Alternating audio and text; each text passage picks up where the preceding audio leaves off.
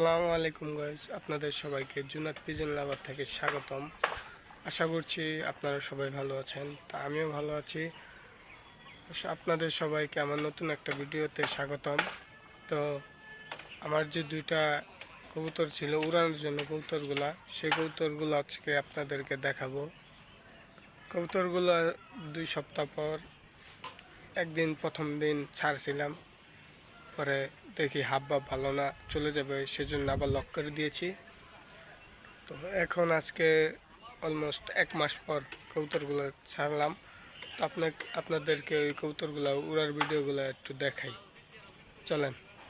ওই যে কবুতরগুলো, জানি না ক্যামেরাতে দেখা যাইতেছে কিনা, এই যে নামলে পর আপনাদের দেখাবো কোন দুইটা কবুতর।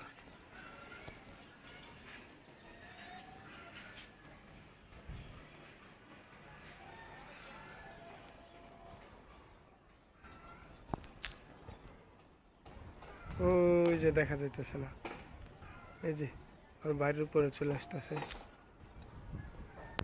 এখানে একটা গিরিবাজ, ভালো জাতের একটা গিরিবাজ, আর একটা রেসার কবুতর আছে, রেসার কবুতরের বাচ্চা।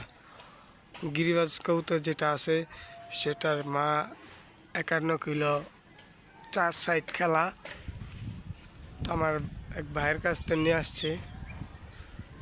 আমি মূলত বাজ পাখির জন্য আমাদের এই যে এইখানটায় কবুতর পালা যায় না, ছাড়লে বাজে নেওয়া যায়, সেই জন্য আমি বেশি কবুতর আনি না বা পালি না, বেশি সংখ্যক কবুতর পালি না।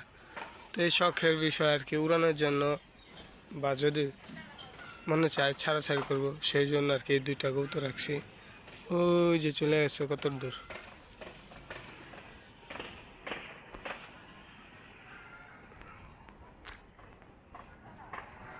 এই যে আসতেছে।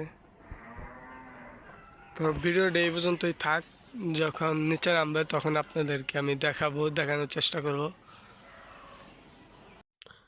তো এই যে দেখতে পাচ্ছেন গিরিবাজের বাচ্চাটা। তো আগামী ভিডিওর জন্য অপেক্ষা করবেন। আজকে ভিডিও পর্যন্ত। আসসালামু আলাইকুম।